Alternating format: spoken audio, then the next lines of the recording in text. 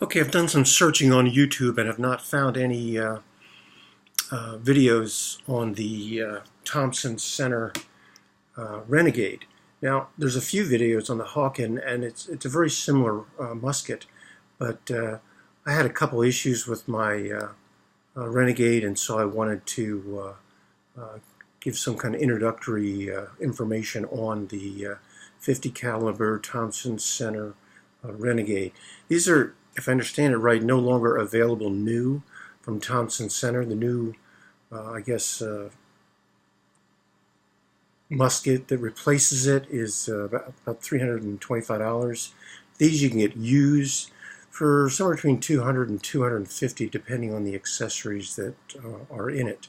But this rifle has served me well, and I recommend it. By the way, as you store any musket like this, make sure you store it in the half-cock position. That way it cannot fire. And there's no charge in this, no bullet, and no cap under this cap cover. The cap cover I use, it's just a screw-on, and when I take it off, I can use this to insert a percussion cap inside, and then of course you screw this back on.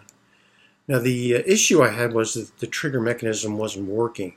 The set trigger would set it, but then the fire trigger would not fire it. It would fire, but it would only come almost to the half-cock position. So I wanted to look into that, and maybe if someone else has had that issue, this will give them a little bit of help.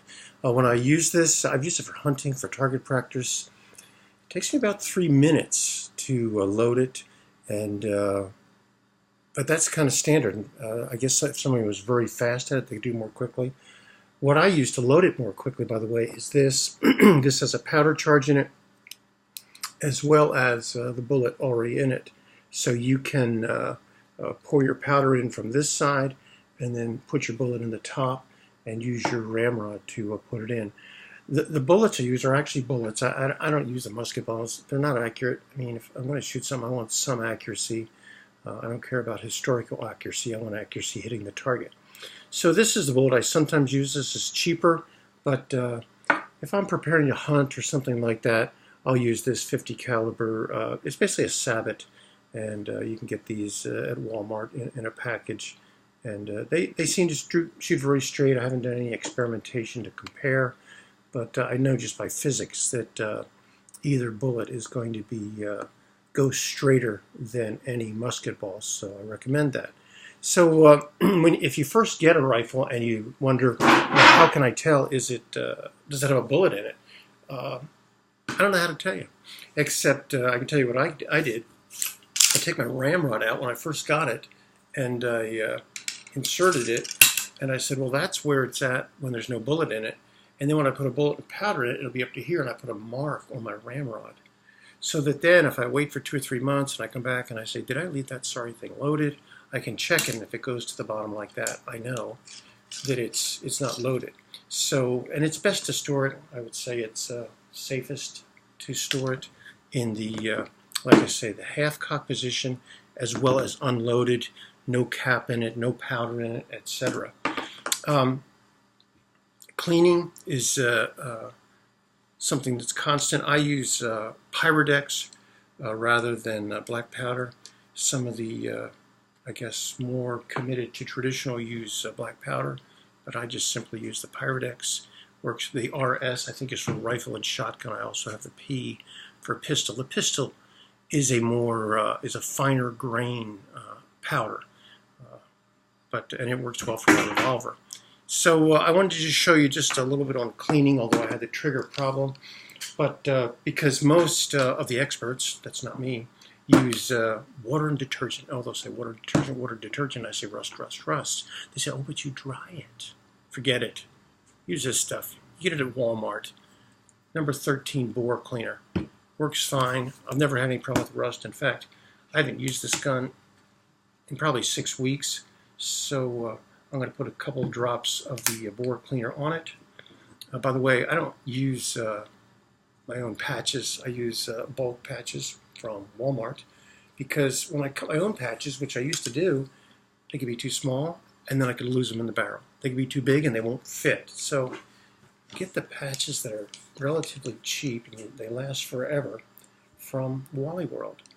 And so this is got a little bit of red on it. It's got a little bit of the rust in the barrel. But if you oil it and use that bore cleaner, that'll come out. And I'll send several of these. I'll probably send 10, but I'll just show you a couple to see how ultimately it gets a little cleaner as I come through. And clean is good. So, and you notice I did use it twice. I went through it one time and then I turned it upside down, because really these patches, they'll get messy on the one side, but the other side is relatively clean. And until you get down to the very end, you probably don't want to worry about using a patch every time. And you can see it's pretty easy to put in and pull out, and that'll clean it up. And ultimately, I'm not going to do it now, but just to avoid this little bit of rust that's in there, I'm going to put some of the lube into it on a patch. I'm not going to do that now because I want to clean it better than it's cleaned before I do that. But I wanted to show you about the trigger mechanism, because that's the issue I was having. And like I say, nobody offered any explanation on how to deal with this. And I had the problem with the revolver that the trigger mechanism wasn't working, and I ended up having to buy a new part. So I was a little worried about getting a part for the musket here. So first you just remove, and you'll notice this is a hardwood stock. I mean, I don't think you can get a hardwood stock now. They'll call them hardwood, but then they'll be painted camouflage, whereas this is hopefully a legit hardwood stock. And like I said, I've had this gun about 20 years, and it served me fine until the trigger mechanism stopped functioning. And I'm guessing because the powder blows right above the trigger, it just, you know, some of the powder, some of the dust got down into the mechanism. So pop out the trigger guard, which fits in there nicely. Notice here is the set screw for the set trigger, and basically as you pull it out, it's going to make the trigger more quickly fire. So you would set it and then fire, and if this is, by the way, all the way in, it won't set and it won't fire, so you don't want it all the way in. The screw that's holding this, I've got in very tight because there's only one screw holding the trigger mechanism. As near as I can tell, the trigger mechanism screw and the trigger guard screws are the same. Then I pop that out, and notice how simple this is. This is a cool little trigger mechanism. That's your set screw there. But here's the issue I had. It turned out this was not tight enough. This is the spring for the main firing trigger. And so all I had to do was tighten that little Allen wrench, which is a very small Allen wrench, but tighten that up and it works fine. The other thing I also did, of course, I cleaned it. I used my handy-dandy pipe cleaners to clean it. I used a toothbrush. I used the bore cleaner, but I also used some of, I guess it's called Hoppy's cleaning fluid. And then, as a dirty little trick, I put a little bit of bike lubricant in the trigger mechanism.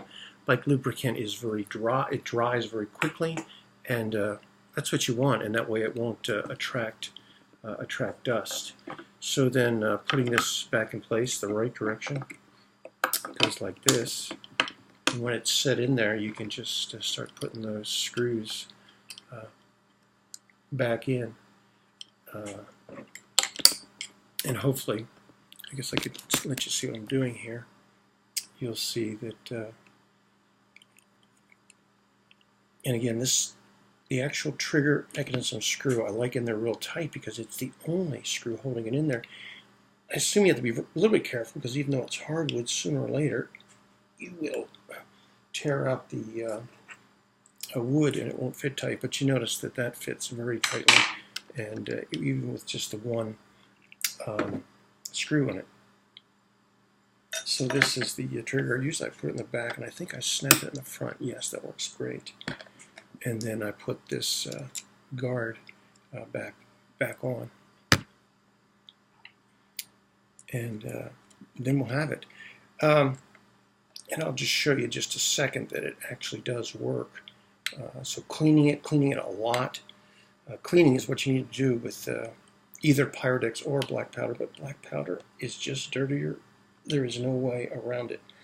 I only get like maybe 3 or 4 shots before I've got to do cleaning of the cap cover and do a quick swab down the barrel. And then for target shooting, I can get in like 6 or 8 shots, but after the 3rd or 4th one, it takes, I would say, some significant cleaning to get it to fire reasonably.